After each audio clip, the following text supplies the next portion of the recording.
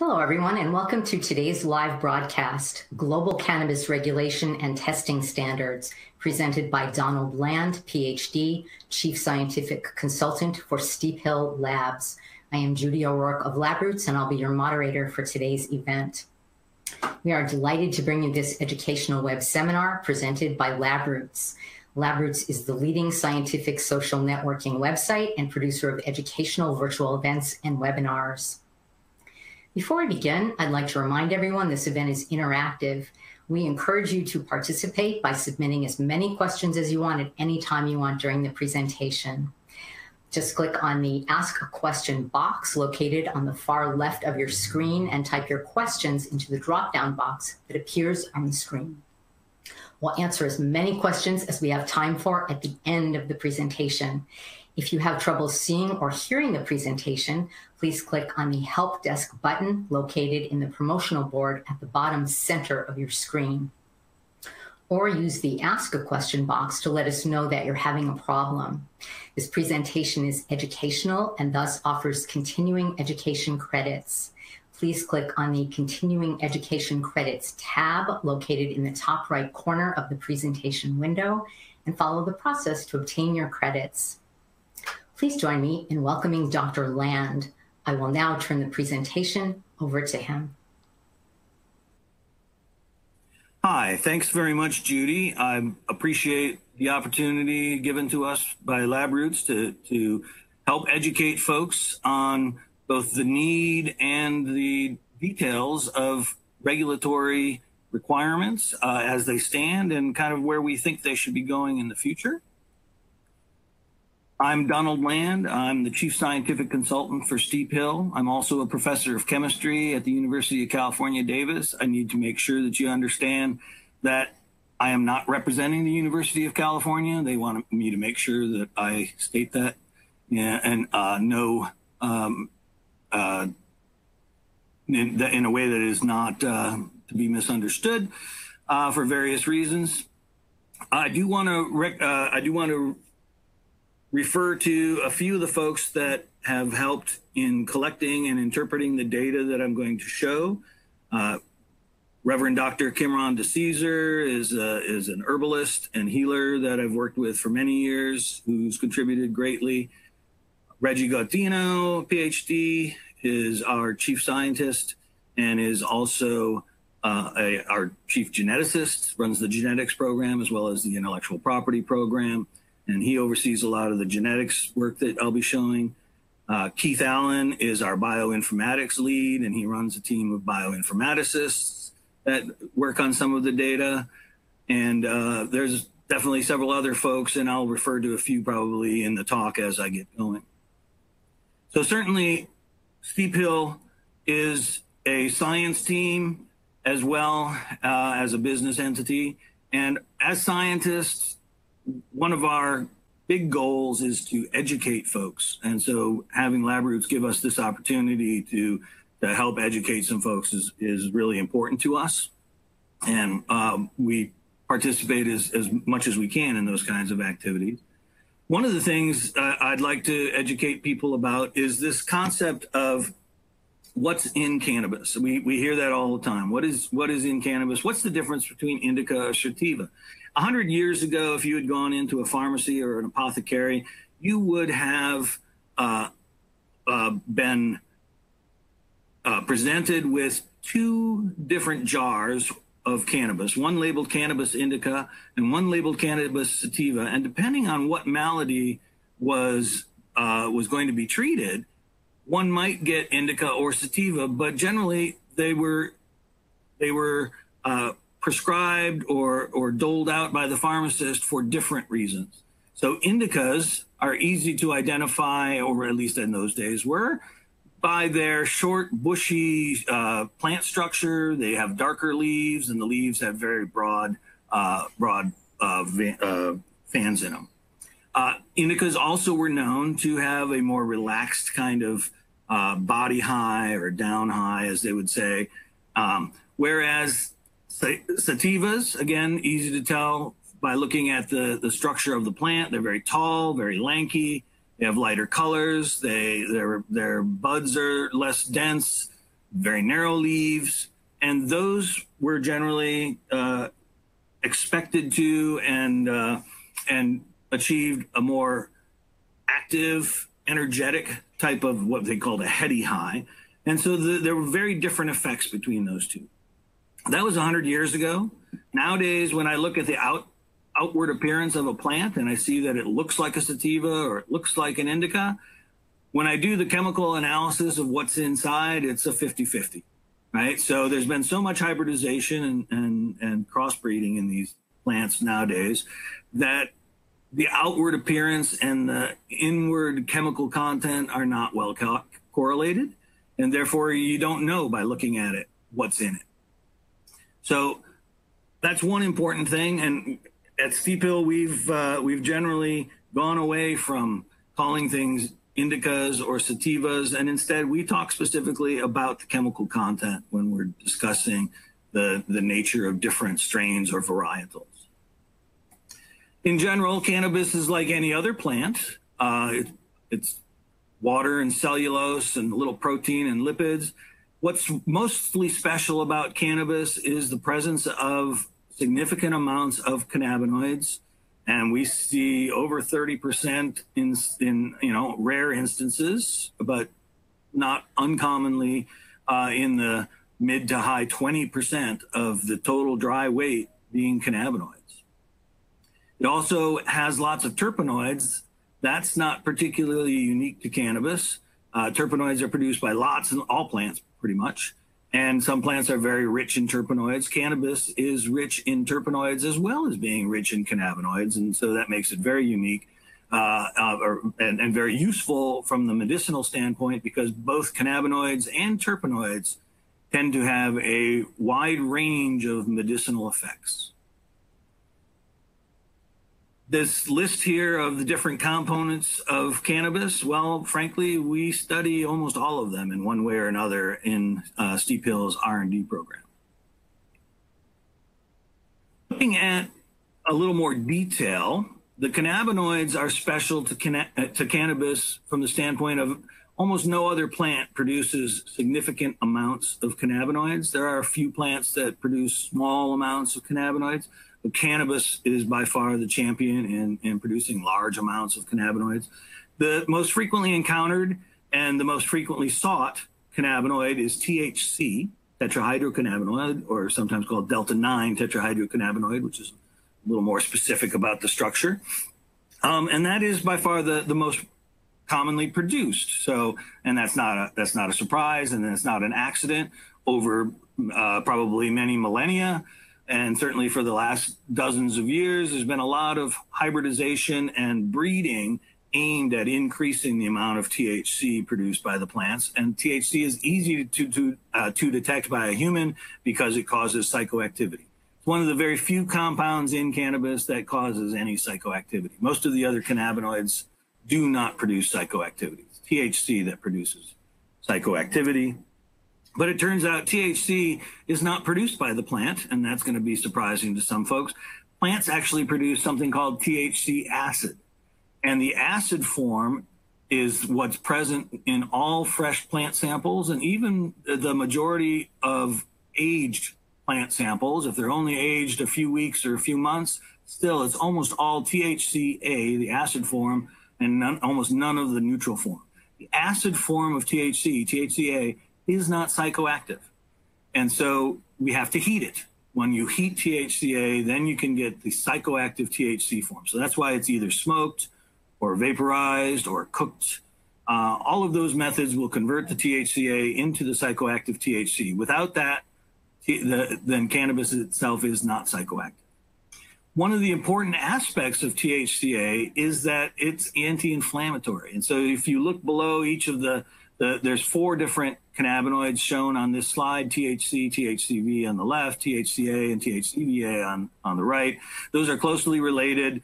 And you can see that under each of them, there's kind of a list of a couple of different medicinal effects. And generally speaking, the length of the list has more to do with how much that compound has been studied. And probably those lists will all get longer. The THCA, being not psychoactive, has not been the one sought after, even though depending on how it's consumed, that might be the major one that you get. One of the important aspects there is that it's anti-inflammatory. We'll come back to that. So it's not psychoactive, but it is anti-inflammatory. THC tends to give you that psychoactivity and distracts you from pain, and so behaves in a different way. Underneath each of those cannabinoids and to the right side, you see a list of what are terpenoids. Those terpenoids have similar medicinal effects as what's listed there. And so they're thought to act synergistically with the cannabinoids when they're present at the same time. And in the cannabis literature, this has been referred to by Ethan Russo and folks since then as the ensemble effect or the entourage effect. Excuse me. To give you a little bit broader perspective, here's a bigger picture of that same kind of information. And so you can see up at the top, what the plants actually produce are these acid cannabinoids, CBGA, cannabigerolic acid, and that CBGA gets then enzymatically converted into either THCA, CBDA, or CBCA. In today's marketplace across the world, generally speaking, THCA and CBDA are really the only options that you have. CBCA is very, very rare, and that exists only really in research labs to any degree. But those acid forms, it turns out, all seem to be very good anti-inflammatories. So they don't cause any psychoactivity, but they do act as good anti-inflammatories. And in fact, probably better anti-inflammatories than hydrocortisone. So there's some work out showing that the acid cannabinoids are better anti-inflammatories than even steroidal anti-inflammatories. And the good news is, because they're non-steroidal, they don't have the same kind of symptoms, the same kind of side effects, I should say, as, say, hydrocortisone. So they don't work in the adrenal cortex. They don't mess up your other hormones and steroids. They work way downstream in some enzymes that are active in the inflammation process. So in particular, they've been shown to bind to, and reduce the activity of cyclooxygenase 1 and 2. And in those cases, they reduce inflammation and therefore reduce the pain of inflammation, but they don't have any psychoactivity. So you can use these as anti-inflammatories without that psychoactivity and without really any other side effects so far reported. If however, you need the neutrals, so the neutrals are the things like THC, CBD, that's what we call the cannabinoids after they've been activated by decarboxylation. In other words, we take the acid cannabinoids the plant produces, and generally speaking, we would heat them to, and in the process of heating, carbon dioxide is released, and the acid forms are turned into the neutral forms. The neutral form of THCA is THC, delta-9 THC, and that is psychoactive, and it's believed that the psychoactivity is a result of the binding between the delta-9 THC and a CB1 receptor in the cells that are concentrated in the nervous system of mammals and humans, right, in particular. The THCA does not bind to that same receptor, nor does CBD bind significantly to that receptor. And so THC, because of its specific qualities, does convey that psychoactivity, and almost none of the other cannabinoids do, right? So in order to get from what the plant produces, the acid cannabinoids, to the neutral cannabinoids, it has to be heated, right? If you don't heat it, then you still have those acid cannabinoids. There's another process, the aging process, which is really a longer-term slow oxidation process that produces some others. That's kind of at the bottom of this slide. Most important of those is probably CBN. CBN is a cannabinoid, the oxidation, a partial oxidation of THC. And that CBN molecule has been found to be very sedative. So it is, if you're looking to cure insomnia, then get relief from insomnia, choosing a sample that has a significant amount of CBN in it is probably not a bad idea of a place to start. Once again, looking at all of those different cannabinoids, we actually measure significantly more than this. So this is just a subset of the 100 or so that cannabis produces, and we look at a couple dozen of them. But the important parts here, all of the cannabinoids listed here have some kind of medicinal effect. I guess CBL is not on there. And a couple of the others, there's some question marks. That work is ongoing with other places. But each one of those medicinal effects has been reported in peer-reviewed literature. And then to the right, there's the list of the terpenoids. Again, you can't probably read all those, but there's a lot of terpenoids, there's a lot of cannabinoids. And so understanding all of those different things is kind of what we're trying to do. And as we understand pieces of the puzzle, we try to communicate that. So looking back at the terpenoids and getting back to the question of what's indica and what's sativa, how can I tell what's going to give me a sedative effect versus an uplifting effect? Well, it's mostly in the terpenes. Some terpenoids like borneol and linalool and citronellol and nerolidol have a significant anti-insomniac effect, so a sedative effect. Some of the terpenoids like limonene and alpha-pinene and beta-caryophyllene tend not to have that sedative effect and can even have an energetic effect. And so it appears to us from our initial investigations that it's those differences in the terpenoids that makes the difference between whether one experiences an up heady active high or a down sedative high. And so the difference between the original indicas and sativas is very likely a difference in the terpenoids, the terpenoid content.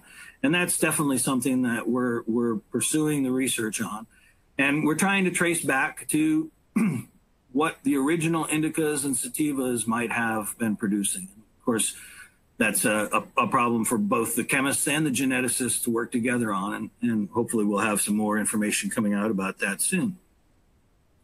But ultimately, what we really feel is that this is unacceptable, that we can't just be putting cannabis out there and just calling it cannabis, because there's so many different potentials that depend intimately on the content, that we can't just say this is cannabis, right? There's got to be some more information for the end user to be able to make some rational choices. And so part of that, of course, is being able to look at some data from test results and get an idea of what the different varietals are, and hopefully give some information to the end user so they can make some rational choices. So an easy contrast is to look at these two strains. They call them strains, or varietals. They have very, very different chemical profiles. The one on the left is mostly pink. That's Ringo's Gift.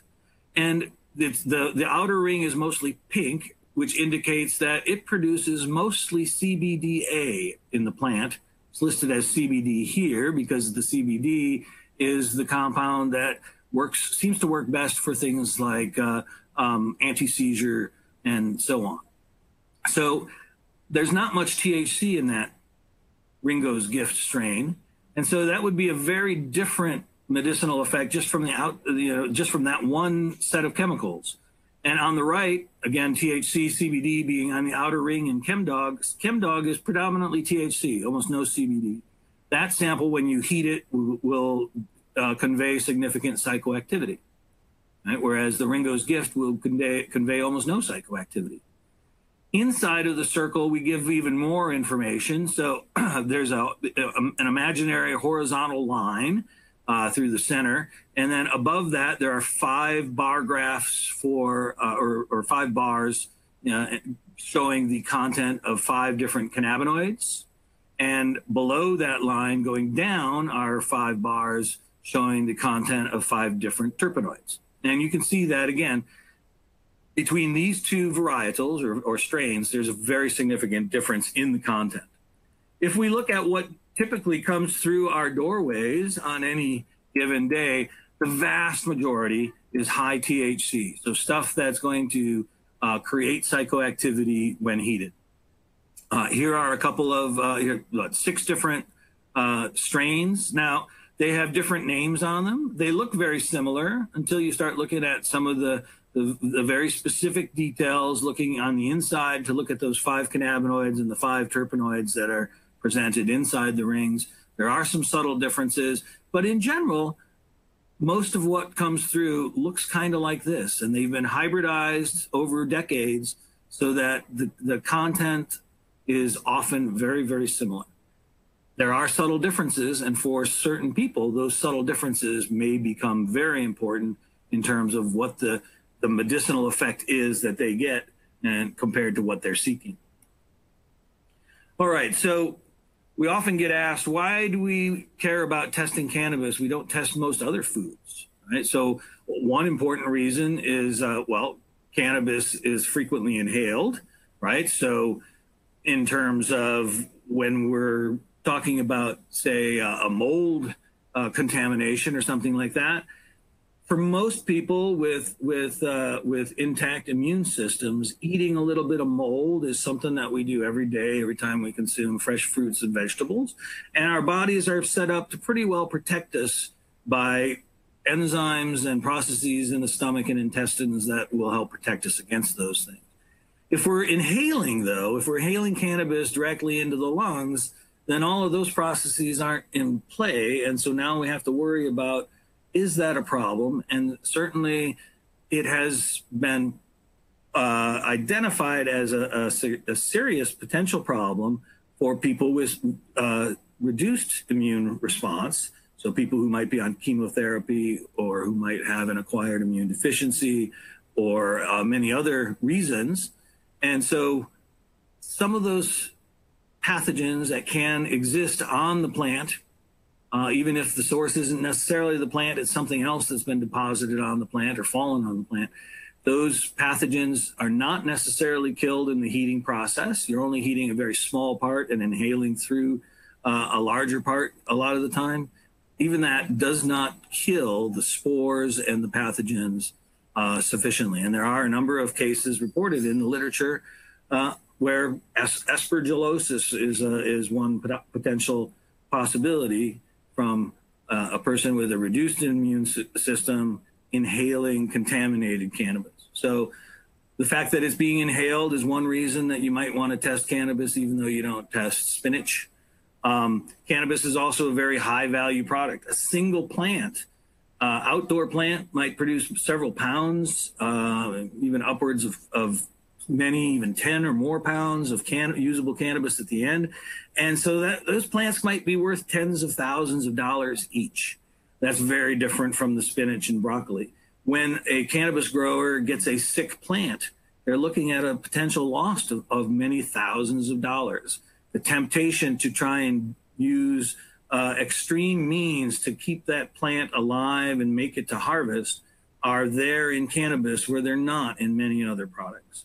So that's another reason that cannabis might be a little different from the rest of the food that we test. And then, as I've already mentioned, cannabis is frequently used by people who do have suppressed immune systems. So it's not that that's an uncommon occurrence. So it's very well known that people who are experiencing many of the side effects of, say, chemotherapy get relief by using cannabis. So it's important that especially those people know what they're getting. So, I know I've made some statements there that some people will say, wait a minute, cannabis has never hurt anybody. Well, and that's true as far as we know, and the CDC isn't allowed to study this, so we don't know all of the details. But it is true that there are no known reports of cannabis by itself ever causing death, right? So there's no overdose that has caused death in any human known. There are, however, numerous cases in the literature and many other reports of cannabis being the source of pathogens, or in some potential cases, maybe even being contaminated with pesticides that have caused harm to humans. And so it's those aspects that we seek to either eliminate or at least detect by testing so that we know if there's a hazard that people have to consider before they use it.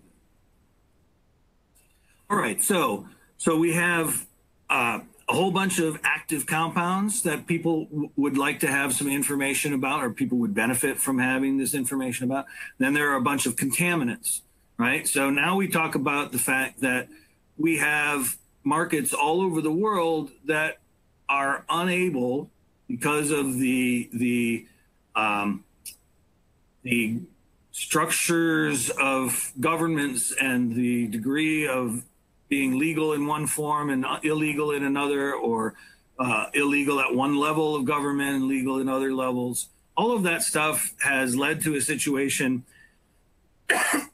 excuse me, where individual regulators, either various states in the United States or different countries in the EU and outside of the EU, all of these different places are having to enact regulations where they're working on aspects that they don't usually oversee. That's usually done at a more overarching kind of general level at federal governments and so on. So, excuse me. Want to talk a little bit about what it is that is being regulated and where.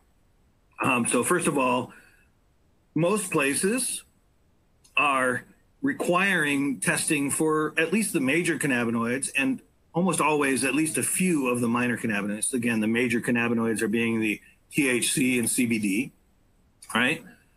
So how much of each of those compounds is present? In some cases, there's also some requirements to test for terpenes, but most places don't. But many states in the U.S. do now, and several countries are enacting that kind of legislation. And then, of course, the landmines are the safety testing. Almost every market that's gone live in the last several years now has included some kind of safety testing in addition to at least some rudimentary testing of the active content. CPIL has been out there long before any of these regulators were interested or even thought about doing it. So we started testing in California in 2008. We very rapidly identified the first high CBD strain. We identified the first high THCV strain at Halent. We created the first microbiological safety screen for yeast and mold. We developed an instant potency test for using near-infrared radiation to get very rapid response on the major cannabinoids, THC and CBD. First successful genetic cannabis sex identification test. So for those of you who don't know, the female plants that have not been pollinated are by far the best producers. And so nobody wants any males anywhere near their females that might produce pollen and reduce, in fact, sometimes reducing yields by 20–25%. And therefore, males have to be culled very early. So we've got a sex test that identifies males and not males from the very earliest stages of a seed opening up. We've also got other genetic tests, genetic tests for whether a strain will become a high CBD producer or a high THC producer or a mixture. And of course, you've already seen the strain fingerprints that are our trademarked method of trying to convey as much of that information as possible. In terms of the landmines, we're looking at pesticides, microbes, metals, mycotoxins, and in the case of concentrated extracts of the essential oils, we will often be required to look for residual solvents left over from that extraction process. For the other compounds, for the cannabinoids and terpenoids, we also need to know how much is there so people know how much to use. So using a few milligrams is right for some people. Using many tens of milligrams is right for others. If that gets mixed up, the people who are using just a few milligrams when they should be using many tens don't get the effect they need. And the people using many tens when they're used to using just a few milligrams are usually not very happy either. So on both sides, we've got to be real careful about what is being produced, and make sure that the end user has the information they need to choose the right medicine for them. Just to give an overview of kind of the different markets where we are interacting with regulators. We have about 9 different states with labs open or opening very soon, and several others are in negotiations. We have now, including the US, I guess we have 6 different countries. So we've got Canada, Mexico, Jamaica, Israel, Spain, and then there's several other European nations, and we're branching out into Asia and South America as well as we speak. And so there's this global expansion. Our goal is to bring useful, meaningful, and yet cost-effective testing to anybody anywhere that wants to buy cannabis and use it. Right? So that's our goal. And so we have a very large devotion to the testing industry. We also do a lot of research and development. I'm going to tell you a little bit about it now. So, a lot of that research and development is in detecting pathogens and other contaminants in a very cost-effective manner. Some of the methods that we need to use that have been established and used for a long time are not particularly cost-effective. And we're very cognizant of the fact that the end user is the source of all the money in this chain. So it's those patients, those consumers who are buying the product at the end that are paying for everything in this system. So everything has to be as efficient and meaningful as possible. It has to be meaningful to be worth what it costs, right? And in addition, Steve Pill does also do some venture capital work where if we find companies with really good ideas operating in a space that we can contribute, we will definitely discuss the idea of helping them along using our R&D labs and the massive amounts of data that we already have and can collect quickly to help those other programs along. So talking just a little bit more about what that means when we have such a wide network. We have all of these different jurisdictions with different regulations that may be that our labs are held to be accountable to. Just to give you an example, if we just look at the list of microbiological and mycotoxin analytes that might be required, so most of these are microbiological pathogens, right, or related things. So here are, in fact, California isn't even on here. This slide was made before the California regs came out in November. So what do we got? We got 6 different states, and you can see down the left-hand side, there's a whole bunch of different microbiological targets. And if you look about 1, 2, 3, 4, about 5 from the bottom is salmonella. And you can see that of these 6 states, 2 of those states require us to test for salmonella and 4 do not. I can tell you that we test for salmonella in a number of different markets, and we find it all the time, right? It's not the most, we see other things more frequently for sure, but salmonella shows up frequently enough that we think it's something that should be tested for. And we've developed a very inexpensive way to test for it. So it doesn't cost a whole lot to add that target.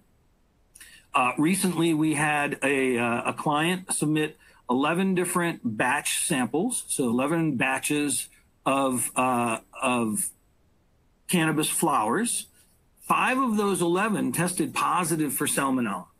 5 of 11, which is obviously, clearly there's some source of contamination, right? And so they were able to trace it back, very likely to, they had an employee who had food poisoning, very bad food poisoning, and worked through it and handled cannabis in a way that was not safe.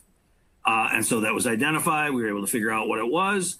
But I'm telling you, places that aren't testing for salmonella are not doing their patients and consumers any favor.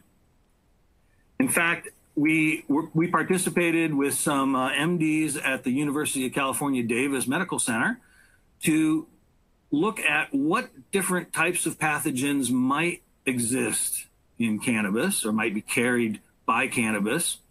And so we, at random, chose 20 different samples, 20 different flower samples.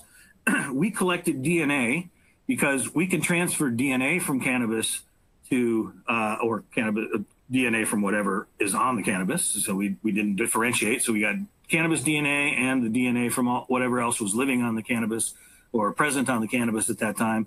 We can send that DNA to the University of California. We can't send them any cannabis, so they couldn't do this work on their own. But we could collect the DNA and then just send them the DNA. They analyze the DNA, and this shows you a whole bunch. There's a couple of dozen different, mostly pathogenic microorganisms that they had tested for by DNA.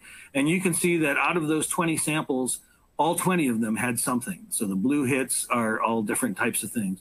The list on the left, there's a bunch of bacteria, there's a bunch of molds.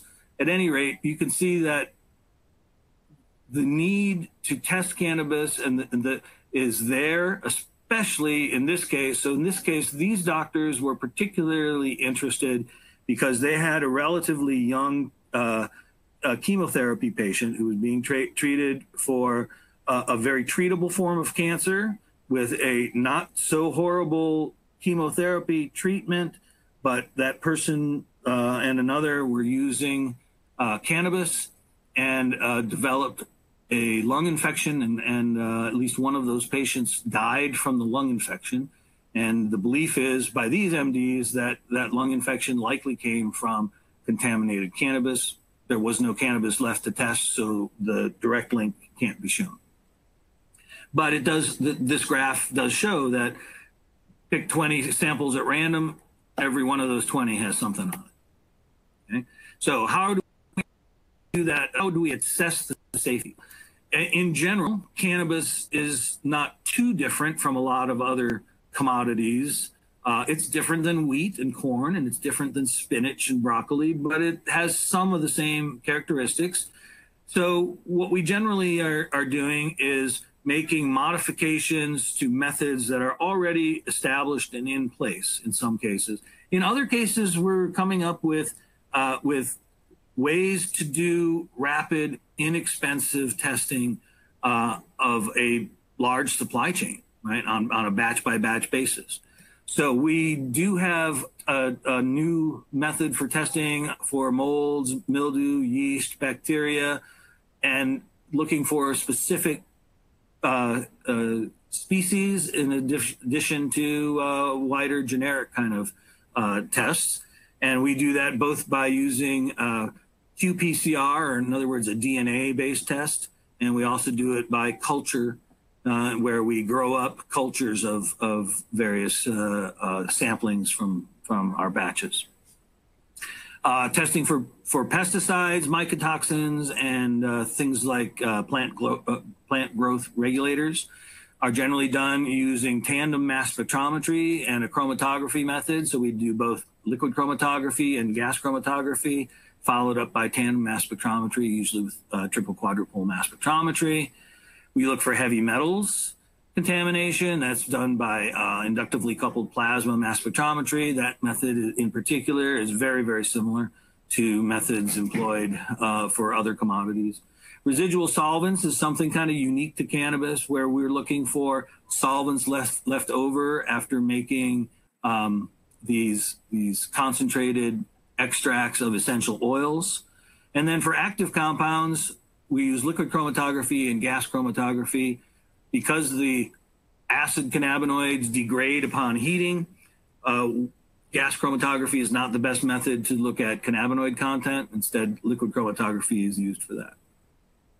Now, getting all of these different things to work in this particularly complex matrix. So cannabis has had over 500 different components in that matrix of cannabis identified. So it's a very, very complex matrix to be used for any kind of these tests, where we're looking for very, very small amounts of contaminants and worrying about whether there's some interference between what's actually in the cannabis versus the stuff we're looking for. So that turns out to be difficult. We've done a really good job. We've got a DNA test that we can do dozens of organisms all at once in one swell swoop, so to speak. And so that is helping make an inexpensive and yet very powerful microbiology test.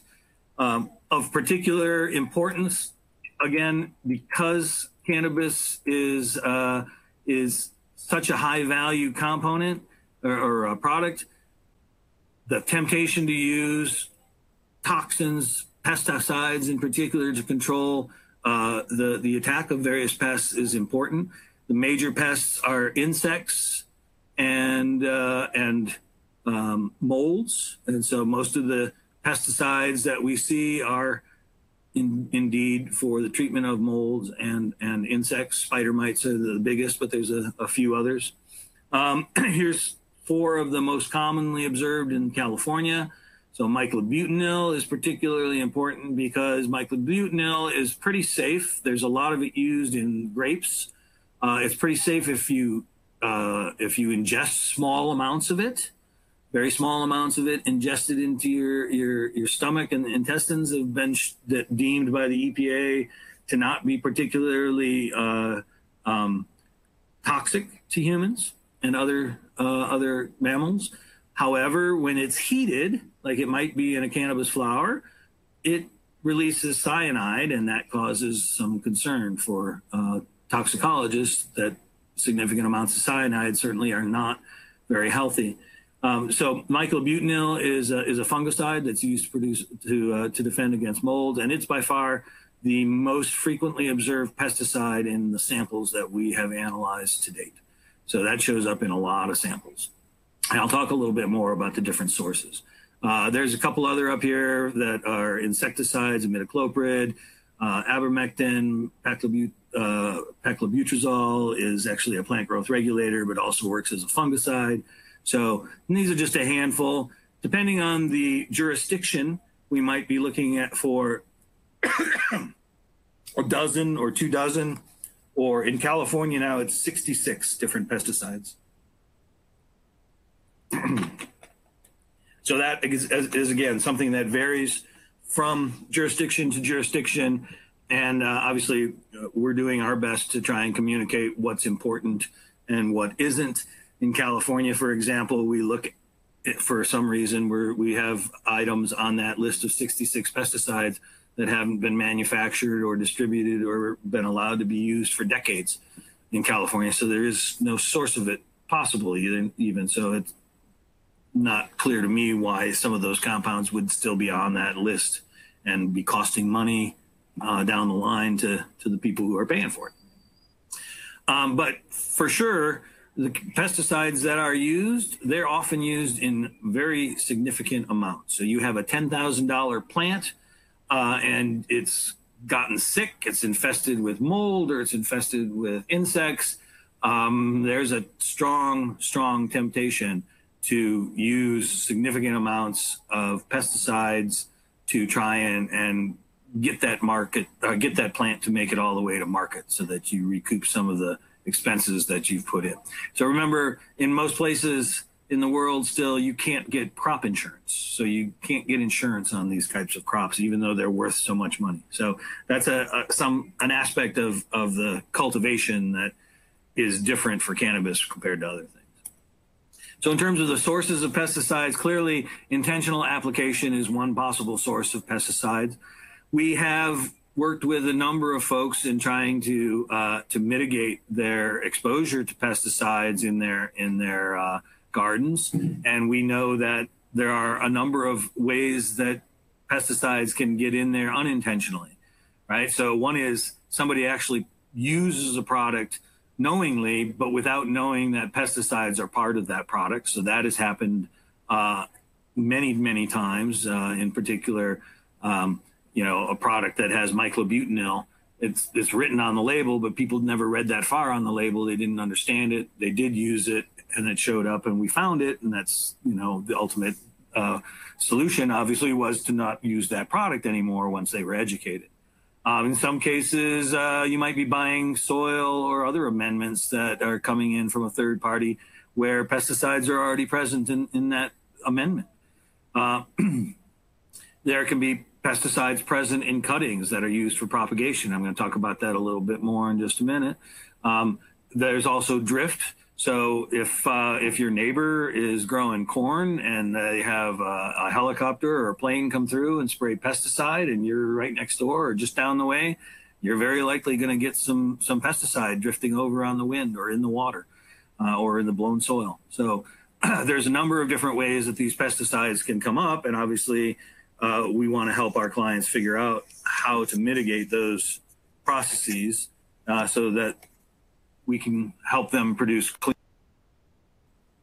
And this one in particular was something that we decided we would look into because we had a number of clients who were very dedicated to growing clean cannabis, swore up and down they never used pesticides, and yet we tested and all of their batches had small amounts of pesticides on them, usually myclobutanil, something used.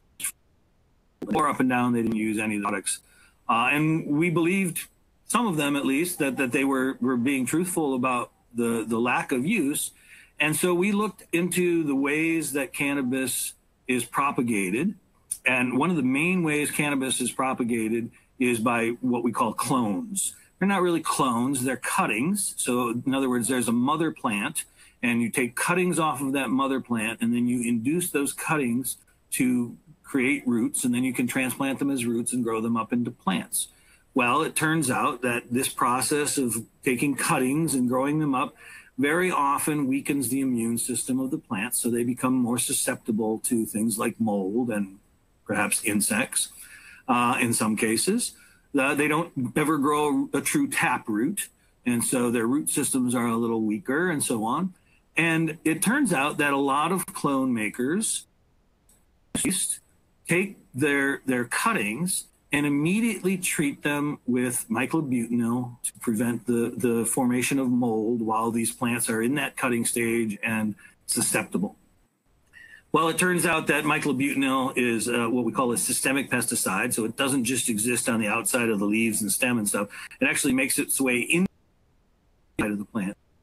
And in this process, not only was the plant contaminated with myclobutanil, but the root system and the root ball and the material that it's rooted in were all contaminated with myclobutanil. So that when these clones get transplanted into the field or wherever, they still have myclobutanil in them at harvest, measurable amounts of that pesticide at harvest. When we tested out, we went and collected, in this case, 120-something different clones, mostly from the state of California, but not exclusively. And when we tested those 124 clones, over 80% were contaminated with pesticides and almost all with myclobutanil. So this in itself was a way that pesticides were getting into the chain without people really understanding why or how. And I'm glad to say that we've been able to raise that awareness and people now know about it.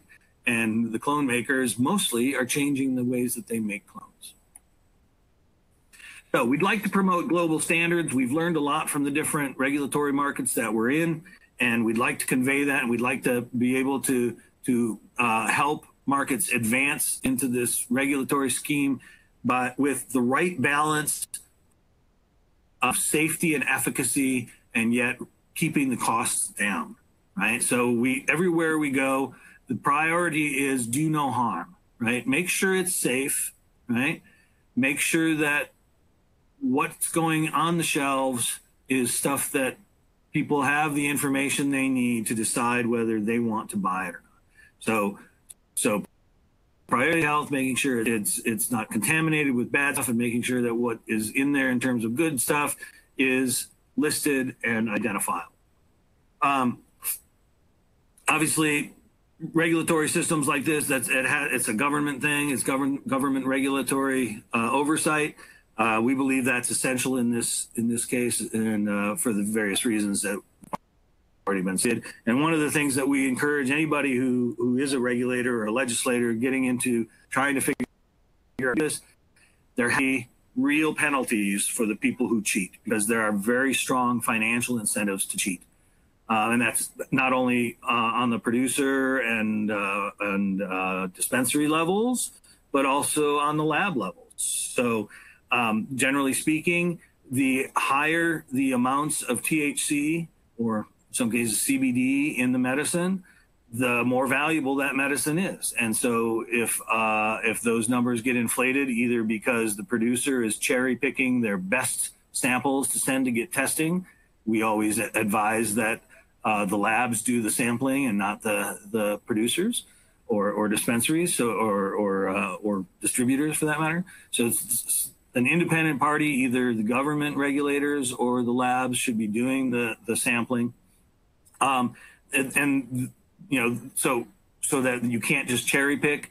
And then in addition to the increase in the value associated with higher values, higher assay values for the THC and CBD, obviously, if a lab falsifies safety testing and passes samples and batches that are really contaminated and shouldn't be passed, now we have potentially harmful material making it to the shelves in the distributors, where it can get distributed to patients and people who are potentially very ill-equipped to handle the presence of those contaminants. Right? So in addition to setting up a system of regulations that allows for the testing and monitoring of those important beneficial and contaminant species, we also then have to have that regulatory system have enough transparency so that the cheaters will be discouraged and caught, and then the regulations and legislation has to have in it significant penalties to the people who are caught cheating and who are basically risking the health of their neighbors for a few extra dollars. All right, so I'm just going to kind of fire through a few important things that we think are important for any regulatory system. The labs themselves should be required to prove they're competent, and a big part of that is using what are called proficiency tests in many jurisdictions, and we encourage this as well.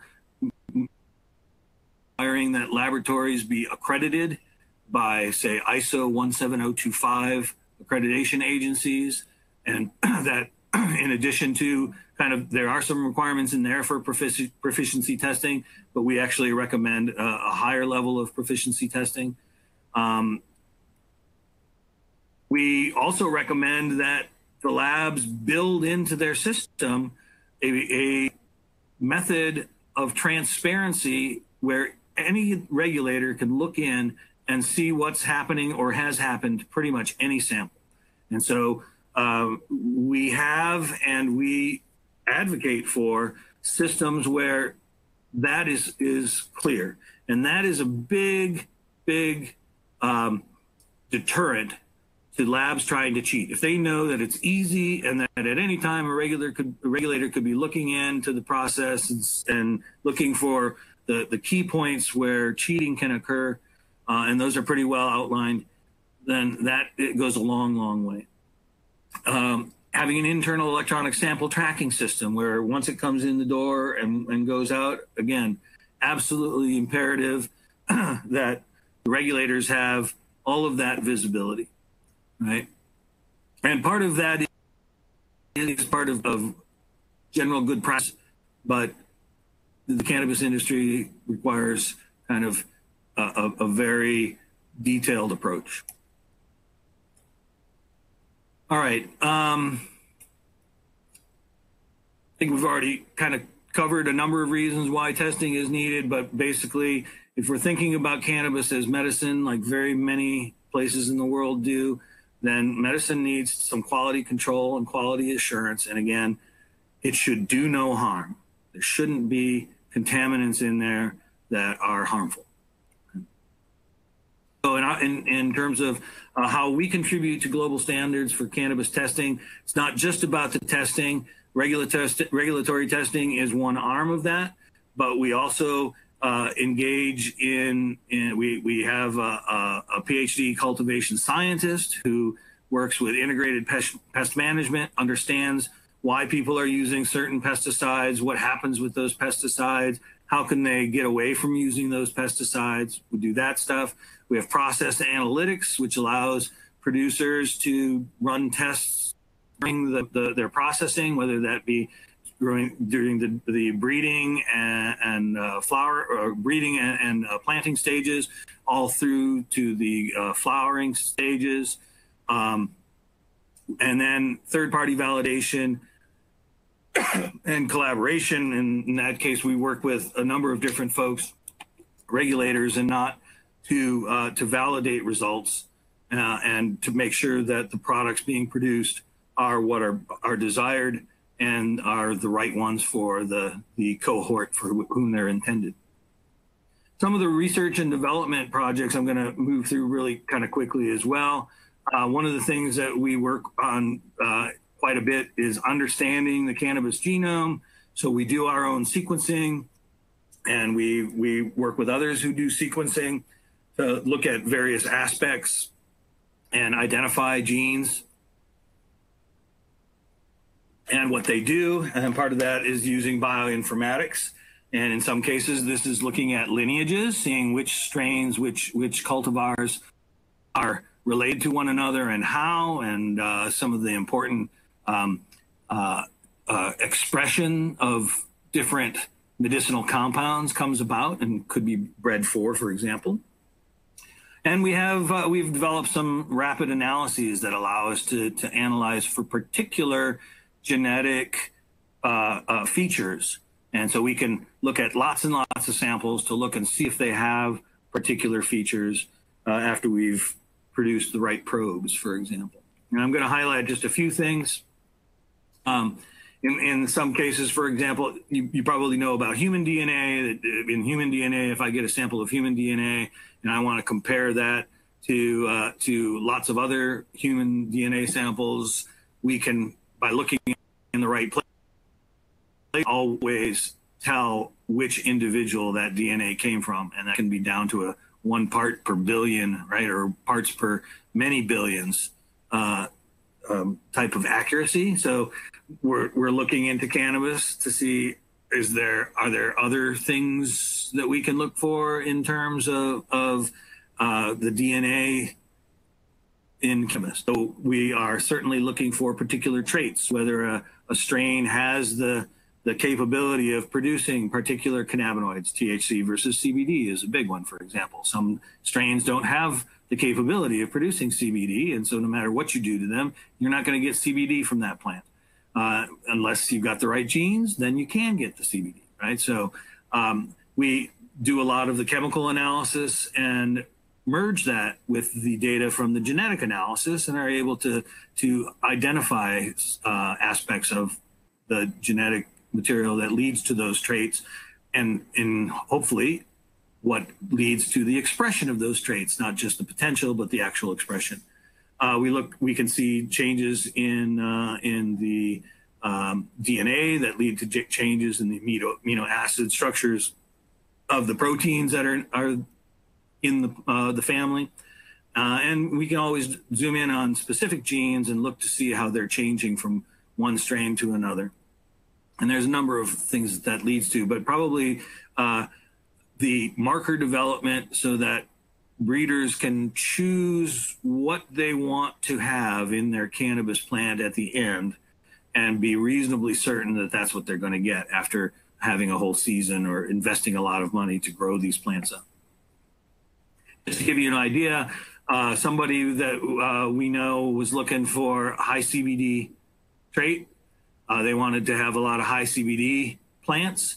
And here's a couple of dozen crosses, hybridizations that they brought in. And you can see that only about a third of them actually were high in CBD. So the dots towards the top. So basically the CBDA THCA ratio is what we're plotting on the y-axis there. Along the x-axis are all the different tries to do that. And you can see that there's only about 7 of those couple dozen strains that achieved that high level of CBD relative to THC. They produce THC and not much of any CBD. looking at the THCA synthase specific. So these, it's a little bit hard to see, obviously, and the details aren't that important to you unless you're trying to work specifically in this field. But we can sequence the THCA synthase gene. So that's a known gene now. And we can tell that there are certain changes that are commonly encountered when we look at different individuals. And so the presence or absence of those changes helps us to understand lineages and evolution of the plant. So here's the THCA synthase gene. Here's the CBDA synthase gene. So again, you can see in certain areas where there are patterns for lots of individuals, but not all the individuals. We can use those kinds of changes, as I said, to gain an insight into lineage. What came first and where did it come from? And so here's just a little bit of a snapshot from analyzing the CBDA synthase gene and looking at a dozen or so different cultivars that we've tested to see what exactly is the relationship of those things. One last example of why testing is needed. This is a slide from one of our collaborators, Miri, who's at the Technion University in Israel. And this actually shows just cannabinoids on 4 different grow sites where they thought they had the exact same genetics. What they also noticed in a particular study was they were using this cannabis in a clinical study, and when the strain, when the source of the cannabis changed, there was enough of a change in the chemical content that the results of the study were affected, and they noticed it immediately. And so one other reason that we need this kind of regulated, reproducible testing from one spot to another is that if we're going to do these kinds of clinical studies to understand more about the genetics and the medicinal effects, then we have to be able to measure those things accurately and reproducibly. So I'm going to go ahead and skip a few other traits here that we looked at in terms of terpenes, and I'm going to go right to the meat of our conclusions. So the most important conclusion that I can come up with is that we would like to produce systematic nomenclature so that in the future, MDs, pharmacists, healers in general will know what to prescribe to which patient.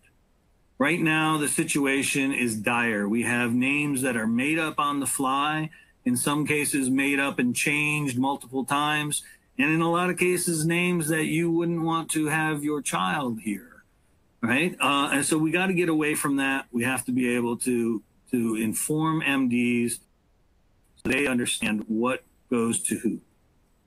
So in conclusion, cannabis is this complex matrix. We have a few things that we can do to it that are just like any other matrix, just like any other commodity, but in a lot of cases, we have to tweak it a little bit to make it work for cannabis. Certainly, the other most important thing is what you see is not always what you get. You can't tell by looking at it. You have to test results before you really understand what's in it.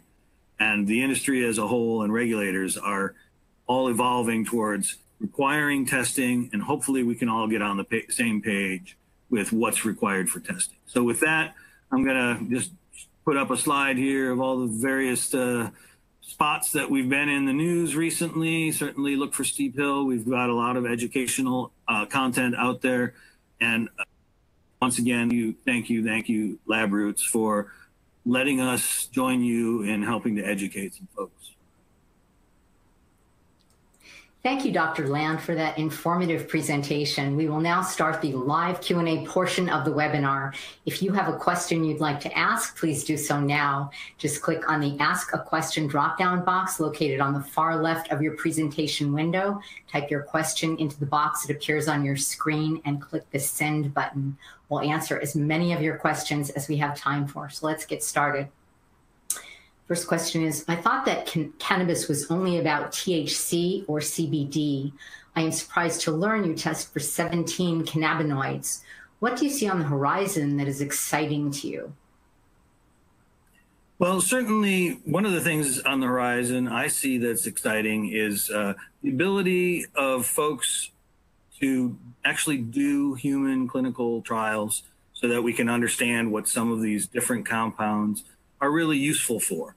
Unfortunately, that's not happening in the United States because of the federal regulations or illegality, but it's happening in lots of other places. And so we're really excited to be involved in Israel and Jamaica and Canada and Mexico, to be able to do some things to understand. And the reason we look for all these different cannabinoids is almost all of them have already been shown to have important medicinal properties. And if we can make our plants produce the things that we want, or make something else produce the things that we want, then that should be less expensive for the end user. Do you expect you'll be testing for more cannabinoids and terpenes as research expands? Yes and no. So I think we're expanding the number of cannabinoids and terpenoids that we test for sure. In a lot of cases, we've already kind of reached the information overload point. Sometimes what we really want to do for doctors and patients really is to simplify that process. So instead of having to read down a whole long list of compounds, which they still can when they're educated to understand that, we'd like to give kind of a simplified guide. And so in some cases, in some jurisdictions, it may not make sense to test for everything because that's expensive. So we want to make sure that it's cost effective. I didn't realize that E. coli, salmonella, and molds on cannabis were a potential health concern. How frequently do you see these contaminants in the lab? Yeah, well, so E. coli and salmonella, we see relatively infrequently, on the order of 1% or less of samples. So it's relatively rare that we see them, but not so rare that we would want to say, it doesn't make sense to test for them, because if you get the wrong kind of E. coli or salmonella, particularly in a sensitive patient, it can be a real big problem, right? And it can lead to death. So we want to make sure that information is out there. And frankly, we've worked on a test to make it so cheap to test for those things that there is no good reason to not. Right? How often do we see them? Yeah, I guess I answered that. Less than 1% or so. How can I be assured that product I buy is tested correctly? Yeah, that's a difficult one. If you're in a regulated market where testing is required, then your best bet is to keep track of what your state regulators have said in terms of which labs are accredited, which ones can test. So usually that'll be controlled for by the regulators in a regulated market. If you're not in a regulated market, it's a caveat emptor situation. If the labs are not regulated, we see in every market that we've been in, we see cheaters. We see labs that falsify their records and falsify the results so that they increase or inflate the THC values beyond what they really are, and where they pass samples, pass batches into the market that should be failed for contamination, either by pesticides or by microbiology. So push for regulations in your jurisdiction, and that's really your best hope for fixing it for everybody. What effects have you heard of in the patient community? What symptoms as well?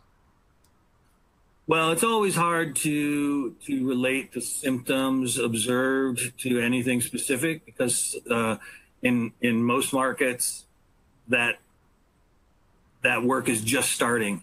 So, for example, in Colorado and in the state of Washington, they don't actually require us to be tested for pesticides. Instead, what they work on is when somebody brings them a complaint, then they go investigate.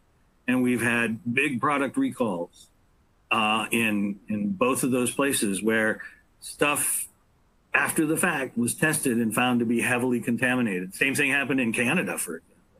Canada had a huge recall of several different of their major producers because they found significant amounts of several pesticides. And of course, everybody says, oh, we didn't know.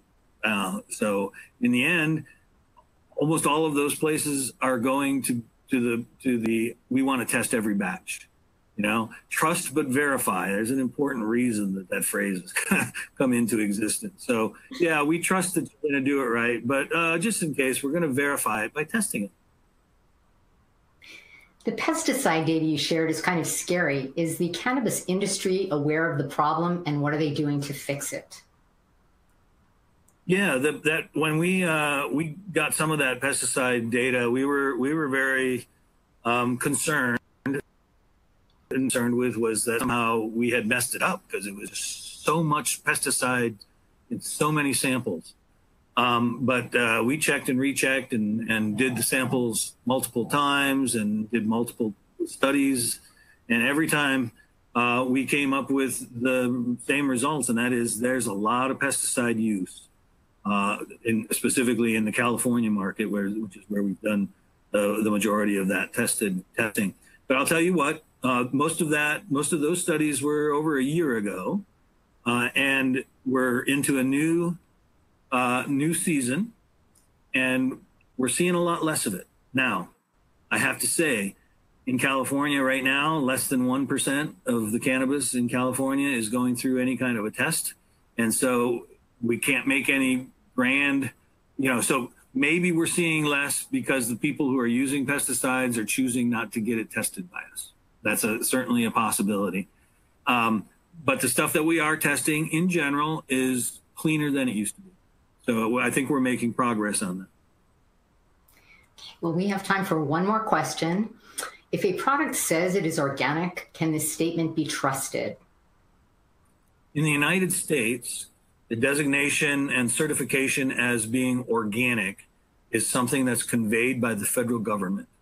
And since cannabis is illegal on a federal level, there can be no certified organic cannabis.